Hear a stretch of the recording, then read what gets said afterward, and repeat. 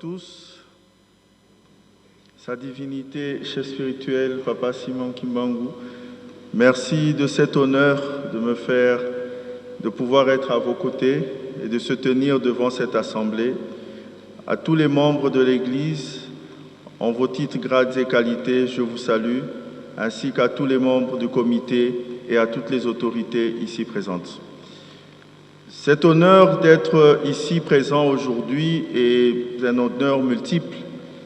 Non seulement je me retrouve à la cité sainte de Nkamba, mais à côté de sa divinité, pour pouvoir passer un message en cette date, encore multiple, de 17 mars, en honneur des 33 ans du décès ainsi que de la fête des flûtistes.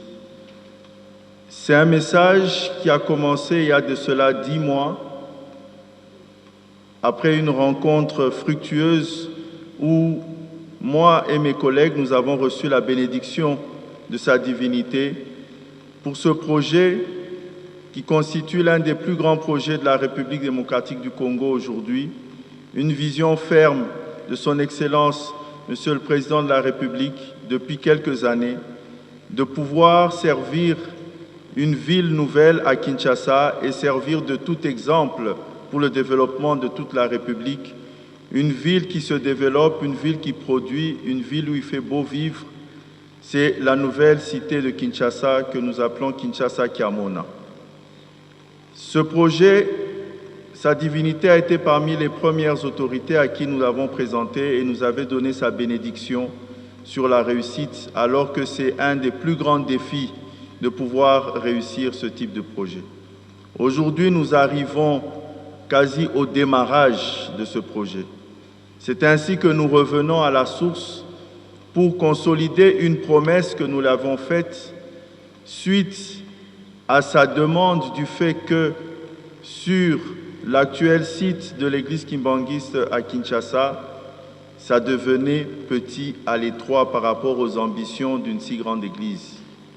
C'est ainsi que nous avons pris la primeur d'informer à sa divinité que notre comité, après le travail technique et la préparation du démarrage effectif du projet, a réservé un site de 30 hectares sur la commune de Maluku, dans notre nouvelle ville, afin que tous les projets kimbanguistes puissent être développés là-bas, projets scolaires, d'éducation, de santé, ainsi que des projets de logement.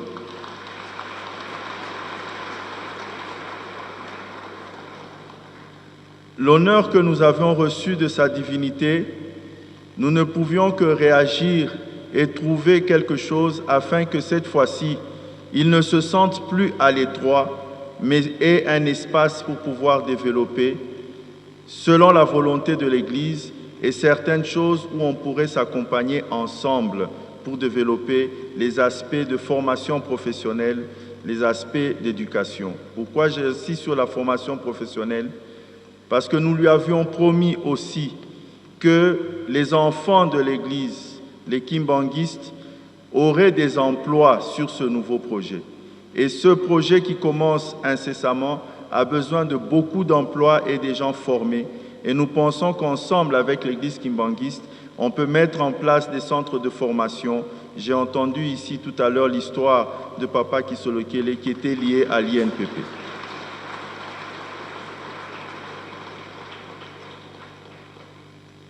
Ainsi, je suis venu avec toute mon équipe aujourd'hui pour rendre hommage et avoir l'honneur de prendre de bénédictions supplémentaires, car le plus dur commence maintenant.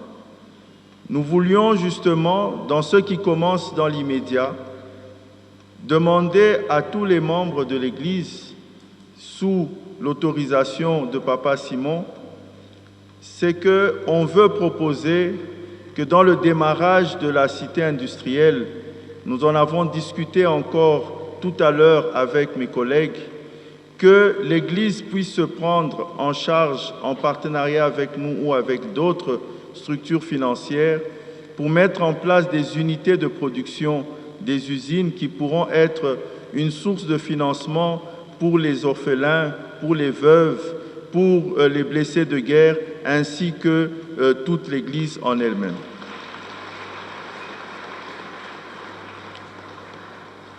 L'une des premières idées que nous avons, avec tout le respect présenté à sa divinité tout à l'heure, était de voir comment est-ce qu'une usine d'eau, par exemple, pouvait être mise et être vendue pour tous les fidèles kimbanguistes à travers tout le pays, au lieu d'acheter chez les autres. Ainsi, nous remercions le cabinet, ainsi que Maître Montana et toute l'équipe juridique et technique de la coordination pour avoir continué à travailler à la préparation d'un protocole d'accord qui va pouvoir nous unir afin de matérialiser ce projet très rapidement et sera signé dans la foulée, dans la suite de cette visite qui restera sûrement à jamais gravée dans les mémoires de chacun d'entre nous. Ce que je voudrais dire maintenant, c'est ces 30 hectares, ce projet dans son ensemble et ces 30 hectares, c'est pour vous, c'est pour la population. Vous avez tous de la famille à Kinshasa, certains viennent de Kinshasa. Ça sera une occasion de rendre l'Église encore plus grande du niveau où elle est, afin qu'ensemble, on puisse bâtir ce pays, cette ville et faire grandir l'Église kimbanguiste.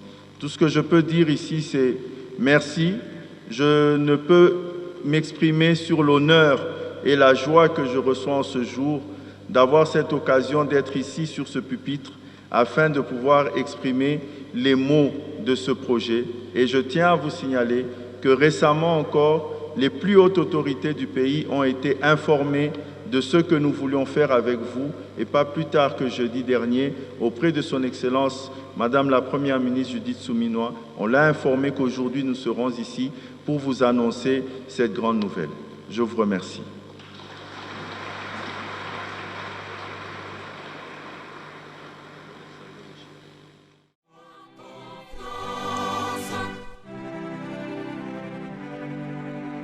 Je ferai de vous le personnel qualifié dans tous les domaines et le monde saura de quoi je suis capable.